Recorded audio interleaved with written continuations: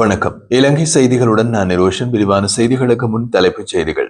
நாட்டின் பேரிடர் தயார்நிலை மற்றும் பதில் நடவடிக்கைகளில் நீண்ட காலமாக இருந்து வரும் குறைபாடுகளை ஒப்புக்கொண்டுள்ள ஜனாதிபதி அனுருகுமார திசாநாயக்க கொழும்பு மாவட்டம் வெள்ளத்தின் மூழ்கியதற்கான முக்கிய காரணத்தை வெளியிட்டுள்ள பிரதமர் ஹரணி அமரசூரிய வலுசக்தி துறையில் பாதுகாப்பான மலிவான மற்றும் நிலையான சக்தி திட்டத்தை முன்னெடுக்க உலக வங்கியின் சர்வதேச அபிவிருத்தி சங்கத்திடமிருந்து இலங்கைக்கு $30 மில்லியன் கடன். பதுளை மாவட்டத்தில் நேற்றிரவு மேலும் மண் சரிவு ஏற்பட்டதால் அந்த பகுதி மக்கள் பாதுகாப்பு தேடி இடப்பெயர்வு. தொடர்வது விரிவான செய்திகள். நாட்டின் பேரிடர் தயார்நிலை மற்றும் பதில் நடவடிக்கைகளில் நீண்ட காலமாக இருந்து வரும் குறைபாடுகளை ஜனாதிபதி அனுருகுமார திசாநாயக்க ஒப்புக்கொண்டுள்ளார். இந்திய ஊடகம் ஒன்றுக்கு வழங்கிய செவ்வியில் அவர் உயிரிழப்புகள், கிராமங்கள் வெள்ளத்தில் மூழ்குதல், உள்கட்டமைப்பு சேதம் போன்ற கடுமையான பாதிப்புகள் ஏற்பட்ட போது அரசாங்கம் உடனடி நடவடிக்கைகளை எடுத்துள்ளதாக கூறியுள்ளார். எனினும் நில பயன்பாடு ஒழுங்கு விதிகள், உள்ளூர் மட்டத்தில் தயார்நிலை, மீட்பு உதவிகளின் வேகம் உள்ளிட்ட துறைகளின் பலவீனங்கள் வெளிப்பட்டன என்பதை அவர் ஏற்றுக்கொண்டார். தற்போது பேரிடர் முகாமைத்துவ அமைப்பை முழுமையாக மறுசீரமைக்கும் பணிகள் முன்னெடுக்கப்படுகின்றது. இதன் ஒரு பகுதியாக அதிக அதிகாரங்கள் மற்றும் வளங்களை கொண்ட தேசிய பேரிடர் முகாமைத்துவ அதிகார சபை ஒன்றை அரசாங்கம் நிறுவியுள்ளது.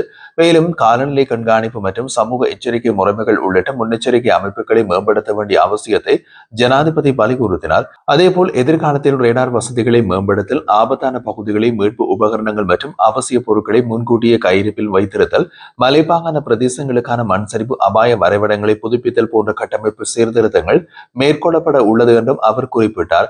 இலங்கையின் நீண்டகால நிலைத்தன்மை உருவாக்க அரசாங்கம் முழு உறுதியோடு செயல்படும் என்றும் நாடு மேலும் பலவாக மீள கட்டியெழுப்பும் என்று நம்பிக்கை இருப்பதாகவும் ஜனாதிபதி வெளிப்படுத்தியுள்ளார். கொழும்பு மாவட்டத்தில் அரசியல் காரணங்களுக்காக மேற்கொள்ளப்பட்ட அத்துமீறிய கட்டுமானங்களை நகரம் வெள்ளத்தில் மூழ்கியதற்கான முக்கிய காரணம் என்று பிரதமர் ஹரணி அமரசூரிய தெரிவித்துள்ளார்.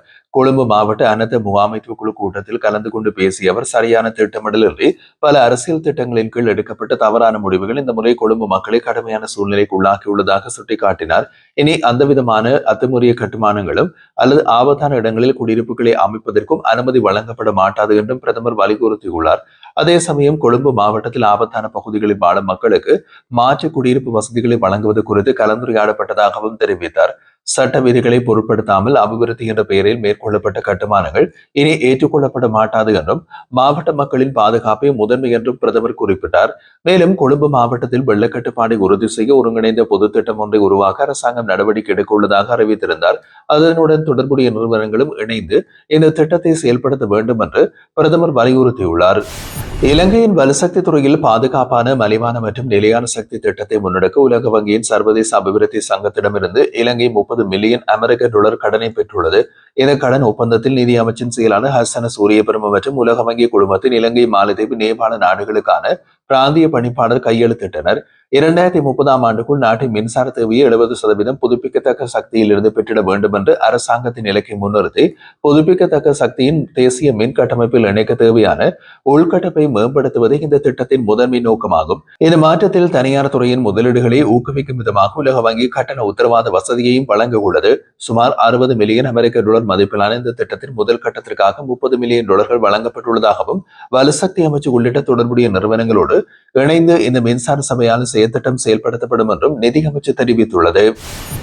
யாழ்ப்பாண மாவட்டத்தின் 15 பிரதேச செயலாளர் பிரிவுகளிலும் வெள்ளத்தால் பாதிக்கப்பட்டவர்களுக்கு கொடுப்பனவுகள் வழங்கும் போது சீரான நடைமுறைகளை பின்பற்ற வேண்டும் என்று மாவட்ட அரசாங்க அதிபர் மருதலிங்கம் பிரதீபன் அறிவுறுத்தியுள்ளார்.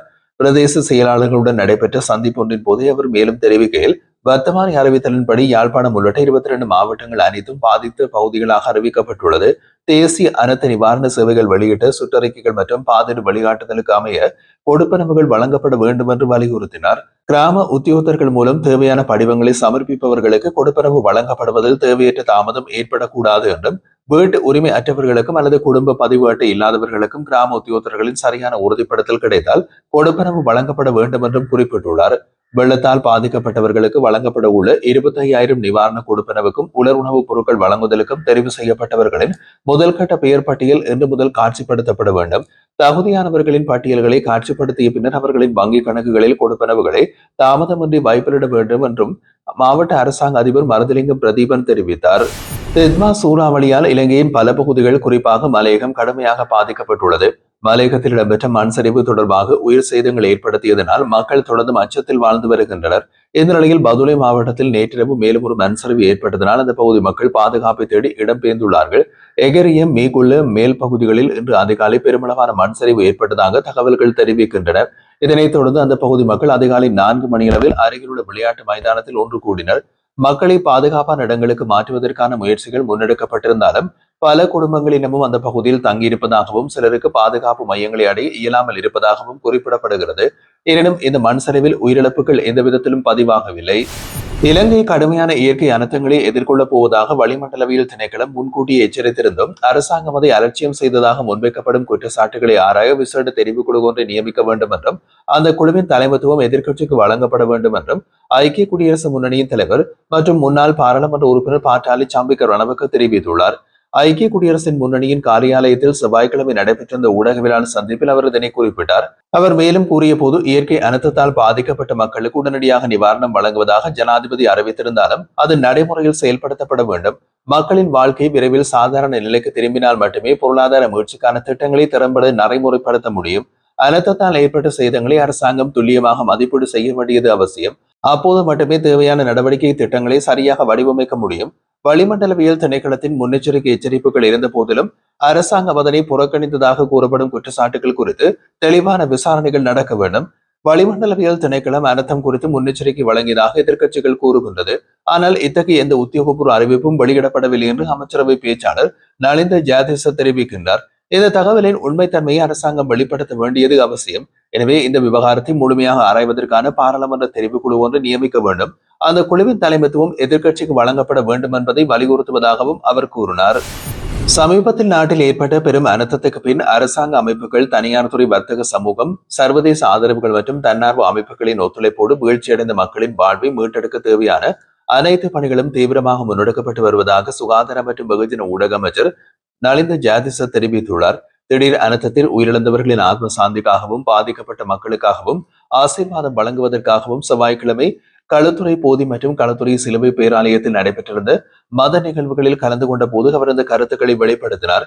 அவர் தொடர்ந்தும் கூறிய போது சமீபத்திய பேரழிவுக்கு பிறகு பாதிக்கப்பட்ட மக்களின் வாழ்க்கை ஓரளவுக்கு மீட்கப்பட்டுள்ளதாகவும் பல துறைகளில் அர்ப்பணிப்பு காரணமாகவே இந்த மீட்பு பணிகள் விரைவாக முன்னேறி வருவதாகவும் கூறினார். இயற்கை பேரழிவுகள் இலங்கைக்கு புதியதல்ல. ஆனால் கடந்த சில நாட்களில் நாட்டை தாக்கிய பேரிடர் இதற்கு முன்பு நேர்ந்தவற்றை விட மிகுந்த அழிவை ஏற்படுத்தியுள்ளது. இந்த அனர்த்தத்தில் 600க்கும் மேற்பட்டோர் உயிரிழந்துள்ளார்கள். அரசாங்கத்தின் சார்பிலும் ஒரு குடிமகனாகவும் ஆழ்ந்த இரங்கலை அவர் தெரிவித்திருந்தார். மின்சார விநியோகம் சுமார் 98% வரை மீளமைக்கப்பட்டுள்ளதாகவும் தடைப்பட்டிருந்த குடிநீர் விநியோகமும் குறிப்பிடத்தக்க வகையில் சீரமைக்கப்பட்டுள்ளதாகவும் அவர் கூறினார். பேரிடருக்கு பிந்தைய நாட்டின் மீளெழுச்சிக்காக மத வழிபாடுகள் மற்றும் ஆசீர்வாதங்கள் முக்கியம் வாய்ந்தவை என்று அவர் கூறினார். இதன்படி பௌத்த, கத்தோலிக்க, இஸ்லாம் மற்றும் இந்து அன்று அனைத்து மடங்களிலும் ஆசீர்வாத நிகழ்வுகள் நாடு முழுவதிலும் நடத்துவதற்கு அரசாங்கம் முடிவு செய்துள்ளது. தேசிய மட்டத்திலான முதல் ஆசீர்வாத போதி பூஜை கொழும்பு கங்காராம விகாரையில் நடைபெற்றதோடு களுத்துறை மாவட்டத்திலும் சர்வமத நிகழ்வுகள் ஏற்பாடு செய்யப்பட்டன. இதனுடன் வெட்டுமகட இஸ்லாம் பள்ளிவாசல் மற்றும் பாணந்துறை இந்து ஆலயத்திலும் தனித்தனி ஆசீர்வாத சடங்குகள் நடைபெற உள்ளது. களுத்துறை மாவட்டத்தின் அனைத்து பிரதேச செயலக பகுதிகளையும் பிரதிநிதித்துவப்படுத்தும் வகையில் விகாரைகள் மற்றும் பிற மத ஸ்தலங்களிலும் இதுபோன்ற ஆசீர்வாத நிகழ்வுகள் ஒழுங்கு செய்யப்பட்டுள்ளதாக அமைச்சர் குறிப்பிட்டுள்ளார்.